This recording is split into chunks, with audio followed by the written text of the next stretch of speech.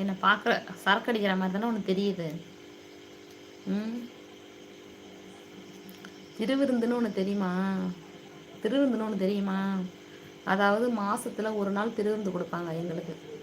இது வந்து திருவிருந்து சாப்பிட்ற வாய், சரக்கு சாப்பிட்ற வாய் இல்லை. ம் மாதத்தில் ஒரு நாள் நாங்கள் வந்து திருவிருந்து எடுப்போம்.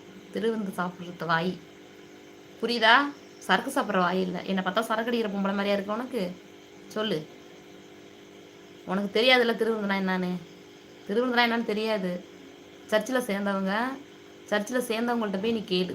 சர்ச்சில் சேர்ந்தவங்கள்ட்ட கேட்டால் திருவிருந்துனா என்னன்னு சொல்லுவாங்க. சரியா? அவங்களுக்கு தெரியும் திருவிருந்துனா என்னன்னு.